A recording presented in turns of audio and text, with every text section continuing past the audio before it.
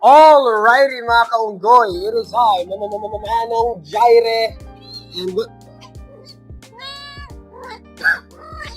yeah, tama yun. Okay, we are back at it again with food review mga kaunggoy. So napapansin ko, maraming views yung mga food review dito sa Pilipinas. So, why not, diba? Why not sumali sa trend? And napansin ko, bago to sa 7-Eleven mga kaunggoy. Matagal ko na to nakikita, pero ngayon ko lang sa wakas nakabili mga kaunggoy. Kasi matagal ko na itong hinahanap. Ayan, no? Angus Cheeseburger mga kaunggoy. Matagal ko na to hinahanap mga kaunggoy and lagi ako nauubusan. Okay?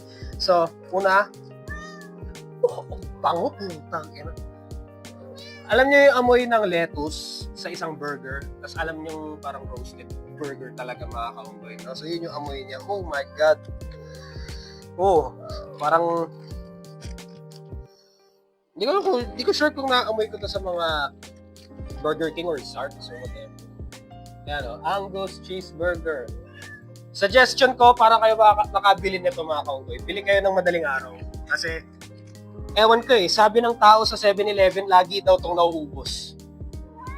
So, medyo mataas expectations ko kasi kung laging nauubos, ibig sabihin masarap. Huwag naman sana maipit. No! Ipit ba? Medyo naipit, pero ang habol natin dito is the taste, mga kaunggoy. Oh, ito. Kita, ayun. Oh. Kita. Oh. This is so kita talaga may cheese, may lettuce, and may burger. I was expecting dahil Angus to, medyo maano yung patty niya, medyo makapal. Kasi ang pagkakaalam ko sa mga Angus burger, makapal talaga yung mga nila, yung patty nila, no? Mga ganito kakapal, yung parang sa yan, kung ano yung nakalagay sa packaging, no? So, mabango siya. Galing 7-Eleven. So, bago to ngayon ng 7-Eleven. And, natin kung ano lasa.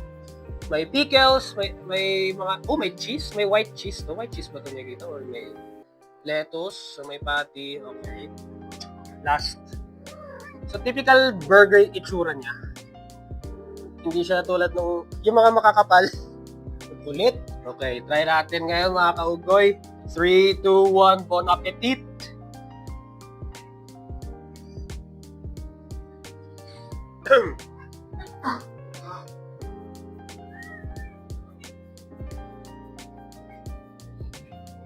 I mean,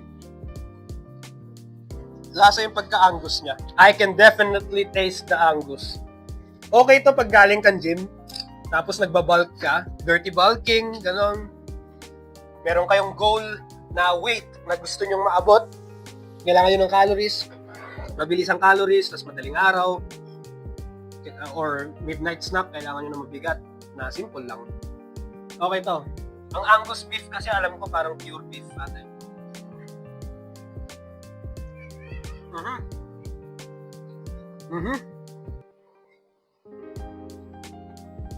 Ayun, Angus nga. Nakatikim na ako ng Angus burger before. Angus nga. No, Angus patty talaga. Hindi siya fake Angus. So, hindi siya misleading, no? Talagang Angus patty talaga ang ginamit. Kung alam niyo yung lasa ng Angus beef or Angus patty, maalalasahan niyo agad yun. Ako kasi naalasa ko agad yun. No, the pickles! Wala akong plano mag-record ngayon, actually mga kaunggoy. So, sobrang rare nito. Ang hirap, ilang araw kong hinahanap to. And kanina, nung pauwi ako galing gym, nakita ko agad to. Sabi ko, fuck, kunin ko na ngayon. Very good. Ano fuck? Ano ba? Last bite. Ilan ang protein nito? Kaya natin. 17 grams of protein. Not bad. Medyo expected na siya. na nasa 15 and above yung protein niya. Mataas kasi talaga sa protein ng mga mga beef or kahit anong burger. Depende pala sa burger. Okay din siguro.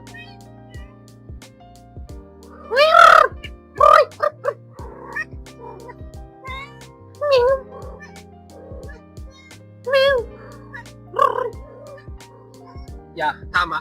Oo, tama. Ang galing ng insights. Oh, ano pupuntahan mo dun?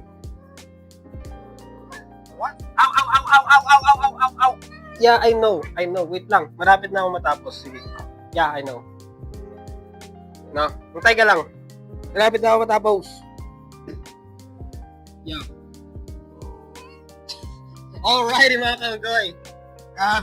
And masarap siya. Very angusy yung patty niya. Lalo na yung patty niya, very angus. So gusto ko siya.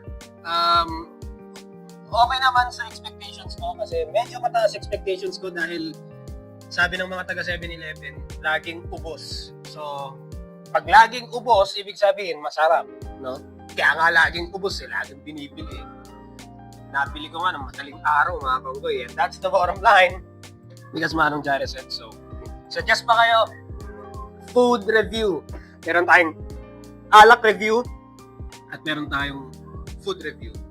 Ano pa kaya pwede, no? Tingnan natin.